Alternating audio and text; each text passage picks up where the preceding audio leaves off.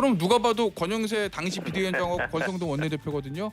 맞죠, 의원님? 제가 뭐 구체적으로 예. 누군지 말씀드리는 건 적절하지 않은 것 같고요. 이 두 사람은 무조건 잘라야 됩니다. 이것도 아니고 예, 그것도 아닙니다. 뭔가 인적 쇄신 해야 된다고 추상적인 일반적인 얘기를 한 건데 그것도 못 받았다는 얘기네요. 예, 그렇습니다. 혁신위원장 자리에서 물러난 안철수 의원은 인적 쇄신 대상을 명시적으로 제시하진 않았습니다. 탈당시켜야 한다, 혹은 다음 총선에 나오지 못하게 해야 한다 등등 이런 구체적인 요구를 한 것도 아니라고 합니다. 무리한 요구를 한 것도 아닌 것 같은데 송원석 비대위원장은 분란만 커진다며 곤란해했고 이런 일들이 직을 내려놓은 이유가 됐다고 안철수 의원은 설명했습니다. 이런 가운데 쇄신 대상으로 거론된 권성동, 권영세 의원은 안철수 의원을 맹비난했습니다. 비열한 행태라며 오히려 안철수 의원이 혁신 대상이라고 맞받았습니다. 혁신 시도가 파국으로 치달았지만 국민의힘에선 좌초된 게 아니라고 선을 긋고 있습니다. 저희가 생각했던 혁신의 동력이 소실되지 않도록 최대한 그 흐름을 이어나가도록 하겠습니다. 혁신위원들 중심으로 진행은 될 거고요. 부족한 부분들에 대해서는 최대한 이른 시일 내에 선임을 내서 발표를 하겠습니다. 가장 가까운 비대위 날짜가 목요일이지 않습니까? 저희가 그 시점에 맞춰서 발표할 수 있도록 노력을 하겠습니다. 국민의힘의 구성원들은 혁신이라는 같은 용어를 쓰고 있지만 그 의미와 대상에 있어선 서로 시각차가 커 보입니다. 예, 요즘 국민의힘 안에서 혁신이라는 단어가 그 어느 때보다 많이 쓰이고 있는데 정작 혁신은 안 보인다라는 비판들이 나오고 있습니다. 권영세 국민의힘 의원의 페이스북을 보겠습니다. 자, 안철수 의원이 당 내분으로 몰아넣는 비열한 행태를 보이고 있다. 우리 당이 어떻게 이 지경이 됐는지 다 함께 냉정하게 고민해야 할 때다. 즉, 이 지경이 됐다는 것을 안철수 의원이 만든 것으로 말하는 듯합니다. 다음 권성동 의원의 오늘 페이스북 한번 보겠습니다. 안철수 의원 자체가 혁신의 대상이다. 분열의 언어로 혼란을 조장했다. 개인의 지위를 탐하는 시도이고 성공할 수 없다라고 했습니다. 마치 이 쌍권이라고 표현하죠. 쌍권의 두 당사자들 자신들에게 쏟아진 비판을 고스란히 돌려주는 듯한 그런 모습을 보이고 있습니다. 정강재 의원님. 우리 당에서 지금 말씀하신 것처럼 혁신을 얘기하고는 있지만 이게 공허한 메아리로 계속해서 반복될 뿐이지 어떠한 구체적인 성과도 나타나지 않고 있는 게 사실이라는 점에서 상당히 송구한 말씀을 드립니다. 그런데 혁신과 쇄신을 시작하는 데 있어서 가장 먼저 할 부분이 무엇일까를 확실히 할 필요가 있다고 생각합니다. 예. 저는 잘못된 과거와 절연하는 것이 그 혁신과 쇄신의 출발점이라고 생각합니다. 윤석열 전 대통령이 우리 당이 배출한, 우리 당 후보로서 대통령에 당선됐고 지난 3년간 국정을 책임졌다는 것 부인할 수 없는 사실이죠. 그러나 윤석열 전 대통령이 극단적인 정치 행위로 인해서 헌법재판소에서 파면됐고 그 결과 우리가 열심히 노력했음에도 불구하고 대선에서 국민들로부터 선택을 받지 못했잖아요. 그렇다면 무엇이 잘못됐는지에 대한 반성이 있어야 하는데 지금 혁신과 쇄신을 얘기하는 안철수 의원 같은 경우에는 과거에 뭐 잘못했는지 한번 파악해보자. 혁신을 통해서 그 내용 분석해보자는 얘기를 했는데 그게 왜 혁신과 쇄신의 대상이 될 수 있는지 저는 뭐 권성동 의원이 얘기한 부분에 대해서는 동의하기가 어렵고요. 다만 혁신위가 활동하기도 전서부터 어떤 결론을 내리고 이것을 비대위에서 이걸 해달라라고 했던 것은 저는 조금 문제가 있다고 생각합니다. 혁신위가 치열한 논의 끝에 어떤 결과를 내놓고 우리가 논의한 결과가 이거니까 비대위원회에서 의결을 해달라라는 게 이 선후관계가 맞았다고 보는데 그러지 못했다는 점에서 아쉽고 비대위 측에서는 안철수 의원이 얘기했었던 혁신위원 구성과 관련해서는 안 의원이 하고자 하는 방향에 혁신위원장 기왕 시켜줬으니까 그 부분을 전폭적으로 받아들였어야 하는데 그렇지 못했으니까 안 의원도 혁신위원장을 그만둔 것 아니겠습니까? 양측 모두의 책임이 있다고는 생각하는데 어쨌든 이렇게 공전만 하는 것 같아서 대단히 아쉽습니다. 예.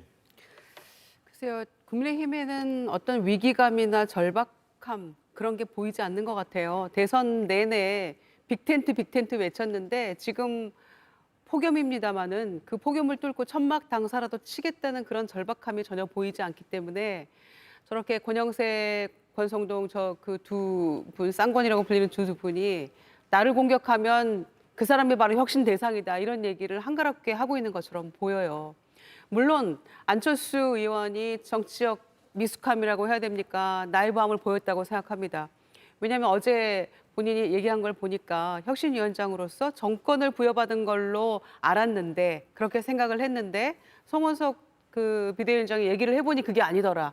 그걸 이제서야 깨달았다는 것은 본인의 정치적 미숙함 이런 걸 드러낸 거라고 생각합니다. 그러나 말인즉슨 안철수 의원의 말들이 다 맞죠. 인적 청산도 필요하고 또 여러 가지 쇄신 당이 코마 상태라는 것 이런 진단도 맞다고 생각합니다. 그런데 지금 그게 불발됐다는 것 때문에 지금 저 쌍권이라고 불리는 두 분이 이렇게까지 안철수 의원을 몰아붙일 일이냐. 예. 그렇게 당이 한가한가. 그리고 본인들은 우리는 건드리면 안 되는 무슨 무법지대인지 그것도 모르겠고요. 더군다나 송원석 비대위는 저 두 분을 위시한 분들의 지원을 받아서 탄생한 원내대표이자 비대위원장 체제 아닙니까? 그러니까 그게 안철수 의원의 어떤 혁신안, 인적 청산이 먹힐 리가 없죠. 그럼에도 불구하고 필요하다고 얘기를 했는데 그게 득달같이 저렇게 벌떼처럼 덤벼들어서 당신이 혁신 대상이야 라고 할 만한 일인가. 예. 그게 문제가 된다면 왜 지난번에 단일화 불발되고 그 5월 1일이었던가요? 10일이었던가요? 그 과정에서 권영세 비대위원장은 물러났잖아요. 책임을 지고. 뭔가 문제가 있으니까 책임지고 물러난 거 아니었겠어요? 다 잘했고 안철수가 혁신 대상이라면 왜 물러났어요 그때? 그러고 나니까 당원들 포함해서 권성동 원내대표도 물러나야 된다라는 얘기가 빗발쳤던 거 아닙니까? 분명한 책임이 있는 거거든요. 그런데 갑자기 화살을 돌려서 삼고초려에서 모셨다는 혁신위원장이 한마디 했다는 이유로 혁신위원장을 사퇴했다는 이유로 저렇게까지 하는 모습을 보니까 아, 정말 국민의힘이 점점점 더 희망이 없구나. 이 마당에 새로운 지도부가 뭔가를 해야지 무슨 또 혁신위원장을 새로 모셔와서 하겠다는 것인지 전대 앞두고 그게 가능한 일입니까? 예. 전당대회로 시선이 다 쏠리는 마당인데요. 네. 사안의 본질이 좀 흐려지는 것 같아요. 이 쌍권이 입장을 내면서 혁신위가 자초된 진짜 이유가 뭘까요? 이재용 의원은 혁신위에 들어간다는 이야기도 들렸는데 네. 더 잘 아실 것 같아요. 뭐 저는 혁신이 들어간 줄 알았죠. 어제 아침까지만 해도. 예. 근데 안철수 위원장이 사퇴하고 나서 이게 뭔 일인가 했더니 제 이름도 빠져 있었고 박은식 그 광주에서 출마했었던 위원장도 빠져 있었죠. 그래서 뭐 잘은 모르겠으나 내부적인 사항은 모르겠으나 정확한 내용은 뭐 그럴 수도 있겠구나. 우리를 워낙 싫어하니까 뭐 이런 생각은 했어요. 아, 싫어하니까. 네. 예. 뭐 저희는 나름 그래도 개혁과 혁신에 대해서 꾸준히 얘기를 해왔었고 또 첨목회 멤버이기도 했고 첨목회에서 그런 활동들을 해왔으니까. 근데 그거조차도 받아들이지 못하는 이제 그 비대위에 대한 비판보다는 뭐 예를 들어서 이런 거죠. 그 혁신위원장을 맡으면서 모든 정권을 주겠다고 약속을 했는데 인선과 내용에 대해서 단 하나도 자기의 의견을 관철시킬 수 없었다면은. 예. 혁신위원장에서 물러난 게 맞았겠죠, 오히려. 그래서 안철수 위원장이 물러난 것에 대해서 또 철수한 게 아니냐라고 얘기는 하시지만 제가 개인적으로 생각하기에는 지금까지 한 철수 중에 가장 명분 있는 철수였다고 저는 생각이 예. 들고요. 뭐 당대표 나가서 그것이 어떻게 될지는 뭐 또 다른 얘기이긴 하지만 일단 혁신위가 이렇게 해서 다시 어떤 혁신위원장을 모신다 한들 과연 그게 가능할지, 그게 뭐 탄력을 받을 수 있을지 이미 벌써 정치적으로는 사망했다고 저는 보여지고 있습니다. 정치적 사망 누가 사망했다? 혁신이. 혁신이가요. 네. 예. 국민의힘은 한마디만 더 드리자면 예. 안철수 위원장이 저는 좀 잘못했다는 부분이 있는 것 같아요. 왜 쌍권이라는 사람들한테 그렇게 했는지. 사실 요즘에 뜨는 단어 있거든요. 언더찐윤이라고. 예. 그 언더찐윤들이 더 문제인데 그들의 인적 쇄신이 제일 중요한데 그거에 대해서는 얘기를 안 하고 오히려 어찌 보면 그분들과 관련해서는 상대적으로 훨씬 더 잘못이 덜 있는 쌍권에다가 초점을 맞췄다는 거는 저는 그건 안철수 위원장의 실수였다고 봅니다. 예, 언더찐윤이 누굴까요? 언더찐윤이라는 표현도 나오고 그리고 병풍 뒤 대감이라는 표현도 등장하거든요. 누굽니까?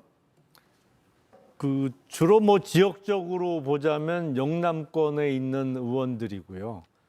사실은 언더찐윤이라는 표현이 정확한지는 잘 모르겠습니다. 왜냐하면 얼마 전까지는 이제 윤석열 대통령이었기 때문에 그쪽 편을 들고 대통령한테 잘 보이려고 했던 사람들이죠. 근데 대통령이 윤석열 대통령이 아니고 그 전에 뭐 박근혜 대통령 때도 그런 사람들이 많았고 이명박 대통령 때도 그런 사람들이 많았던 것이거든요. 예. 그러니까 보다 정확하게 표현하면 항상 권력 앞에는 스스로 몸을 낮추고 권력에게 아부하거나 아니면 잘 보이려고 하는 사람들은 이제 직전까지 대통령이었던 윤석열 대통령 체제 하에서 그런 모습을 보였기 때문에 언더찐윤이라고 표현하는 것 같은데 문제는 한 두 가지 정도 있습니다. 그러니까 이른바 쌍권으로 표현되는 사람은 딱 두 사람이잖아요. 언더친윤은 몇십 명이에요, 이게. 이 사람들을 다 인적 청산하려면 사실은 국민의 힘이 없어져야만 가능한 숫자입니다. 숫자적으로 수십 명이나 되기 때문에. 그리고 지금 인적 청산을 할 수가 없는 시기예요. 왜냐하면 국회의원 총선은 3년 가까이 남았기 때문에 네. 지금 22대 국회에 들어온 현역 의원들이 지금 앞으로도 많이 남았거든요. 근데 현역 국회의원들을 글쎄요, 의원직을 박탈하거나 뭐 하여튼 당에서 쫓아내야 되는데 당에서 쫓아내자니 숫자가 너무 많고 의원직 박탈은 뭐 쉽지 않은 문제고요. 사실은 방법이 별로 없습니다. 유일하게 방법을 고안해낸다고 하면 일단 대표성이 있는 몇 사람을 통해서 그 사람들의 차기 총선 불출마 선언을 받아내는 정도가 인적 청산의 최선의 방법이 아닐까 싶습니다. 예. 전 김용남 의원님께서 우리 당에 몸담고 계셨었잖아요. 잘 아실 텐데 그 정도 수준으로는 안 되죠.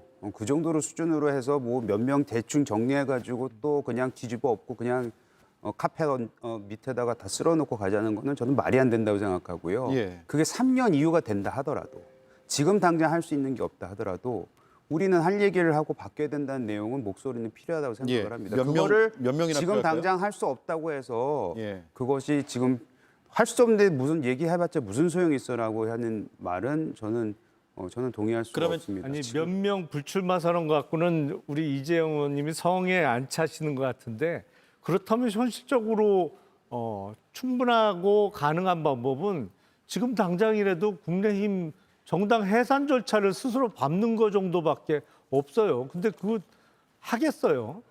예. 뭐 말씀하시니까 저도 두 분 의견의 절충점을 좀 찾아야 될 것 같아요. 왜냐하면 저는 김용남 의원님 지금 말씀하신 부분에 100% 공감합니다. 우리가 자체적으로 지금 인적 쇄신을 하려고 하는 에너지를 만들려면요. 뭔가 변화가 있어야 되는데 그 변화는 아마 2028년에 있을 공천을 앞두고 시작될 겁니다.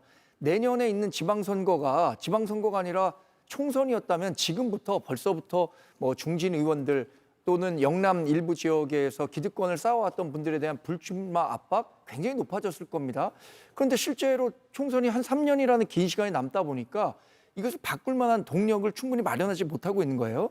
근데 그렇다고 가만히 있기에는 또 혁신 안 하고 쇄신 안 하고 뭐 하고 있는 거냐 이런 비판을 받으니까 자체적인 혁신의 목소리를 내고 있는데 이게 하루아침에 이루어질 수 있는 혁신은 아니라는 거죠. 저는 그래서 뭐 이번에 혁신위원회가 어떻게 그 새로운 혁신위원장을 데려와서 혁신안을 마련할지 아직 모르겠습니다만 가능한 한 빨리 대표성이 있는 당대표를 선출해서 이 당대표가 우리 당을 수술할 수 있는 기회를 가져야 한다 이렇게 생각합니다. 예. 조경태 의원이 가장 먼저 당대표 선거 출마 의사를 밝혔는데 오늘 45명이라는 숫자를 얘기하면서 인적 청산을 함께 언급했거든요. 일단 들어보고 오겠습니다. 비상계엄 이후에 한남동 단지로 몰려갔던 의원들이 계시잖아요. 이분들은 비상계엄을 한 윤석열 전 대통령의 체포영장 집행 저지를 위해서 많은 분들이 가셨거든요. 무려 5명이 갔는데요. 네, 이런저런 부분에서 상당히 어떤 인적 청산의 대상이 저는 대폭 늘어날 수도 있다. 45명이 한남동 관저로 대통령의 체포 저지를 위해서 갔고 그래서 인적 청산의 대상이 더 확대될 수 있다라는 발언입니다. 동의하세요?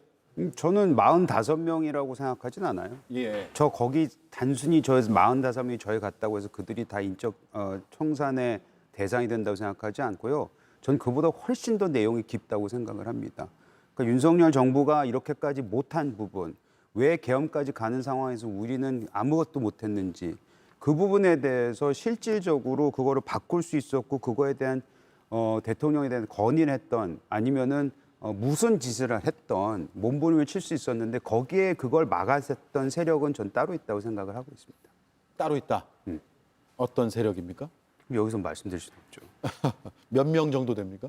꽤 많을 것 같은데. 45명보다 많나요? 아니요, 그거보단 적을 수도 있다고 봐요. 예. 궁금한데요? 저도 궁금해요. 예. 알겠습니다. 글쎄, 인적 청산 필요하죠. 조경태 의원이 이제 출마 선언을 했죠, 당대표. 근데 행간을 읽어보면 특검 수사 과정에서 자연스럽게 청산되는 부분도 있을 것이다라고 보여집니다.